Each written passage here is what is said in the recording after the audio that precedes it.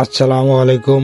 আজকে আপনাদেরকে দেখানোর চেষ্টা করব মৌচাষি থেকে কিভাবে অরিজিনাল মধু সংগ্রহ করলাম। আমরা কয়েকজন ভাই ব্রাদার মিলে যাওয়ার জন্য বের হয়ে পড়লাম গন্তব্যস্থান ঘাটাইল থানা জামুরিয়া ইউনিয়ন। পুরো ভিডিওটি দেখার জন্য আমাদের সাথেই থাকুন।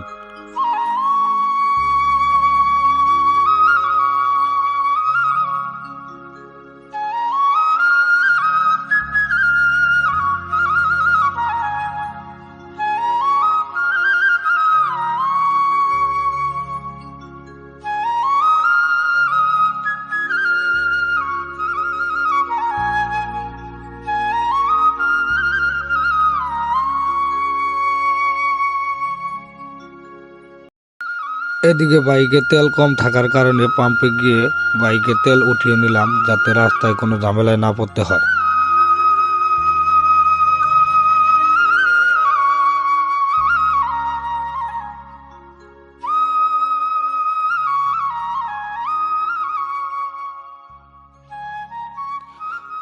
আমরা এখন পৌঁছে গেলাম ঘাটাইল উপজেলায়।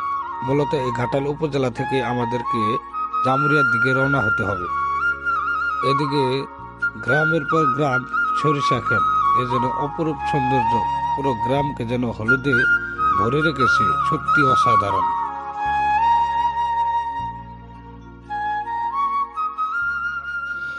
অবশেষে আমরা গন্তব্যস্থানে চলে আসলাম। এদিকে মৌচাষি ভাই আমাদের জন্য অপেক্ষা করতেছিল। আমরা সবাই নিচের দিকে আস্তে আস্তে নামতেছিলাম এবং দেখার জন্য খুবই আগ্রহ ছিল যে আসলে কোথায় মধু চাষ করা হয়। এদিকে দেখতে পাচ্ছেন ওই যে মধু চাষ করার জায়গাটি। এদিকে আমার কাকা একটু ভাবসাব নিয়েই কোথায় মধু চাষ করা হয় দেখার জন্য মধু আলীর সাথে যাচ্ছে। আর কি আমরাও সাথে সাথে গেলাম এবং সে জায়গাটি দেখার জন্য অপেক্ষা করতেছিলাম। এদিকে মৌচাষি ভাইটি আমাদেরকে দেখানোর জন্য চেষ্টা করতেছে এবং সে শুরুতেই হালকা ধোয়া করে নিল মৌমাছিকে নিয়ন্ত্রণে রাখার জন্য, যাতে কাউকে কামড়ে না দেয়।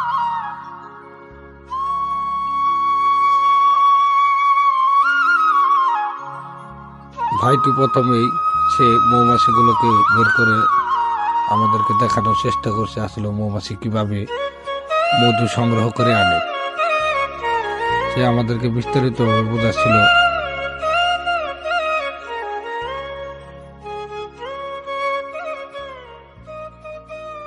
এদিকে আবার আমি একটু ভাবছাপ দিয়ে মৌমাছিগুলো নিয়ে দাঁড়িয়ে গেলাম, যেন আমি মধু চাষ করছি। এখানে যতগুলো মৌমাছি দেখতে পাচ্ছেন সেখানে একটি রানী মৌমাছিও আছে, বুঝছেন তার কি দাম। পরিশেষে মধু আলী ভাই আমাদেরকে মধু দিল। আমরা খাওয়ার জন্য আগে থেকে পাউরুটি নিয়েছিলাম এবং আমরা সবাই এই পাউরুটি দিয়ে মধুগুলো খেয়ে নিলাম। মধু সত্যি অসাধারণ ছিল, যা না খেলে আপনি কখনোই বুঝতে পারবেন না অরিজিনাল মধুর স্বাদ কীরকম হয়।